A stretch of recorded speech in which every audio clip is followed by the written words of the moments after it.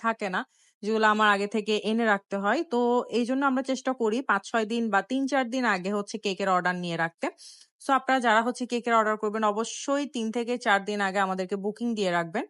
এখন হচ্ছে আমি ফার্স্ট কেকটা ফিনিশিং করে নিচ্ছিলাম। এই কেকটা এর আগে আমি অনেকবার বানিয়েছি, বাট কালার ছিল তখন পার্পল এর মধ্যে। অনেক বড়, বড় বানিয়েছিলাম। ৫ পাউন্ড, ৩ পাউন্ড, ৪ পাউন্ডের মধ্যেও বানিয়েছিলাম।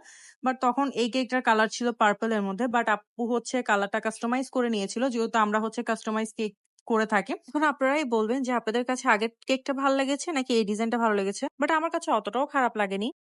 আর হচ্ছে উপরের যে ডিজাইন গুলা ছিল এগুলো সব সেম রেখেছিলাম।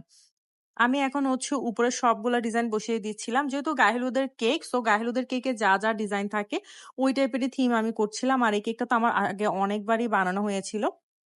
আপনারা কেকটা দেখলেই চিনতে পারবেন আমি কোন কেকটার কথা বলছি। এটাকে পার্পল কালারের মধ্যে বানিয়েছিলাম। এখন গ্রিন এর মধ্যে করছি। উপরে আরো অনেকগুলো হচ্ছে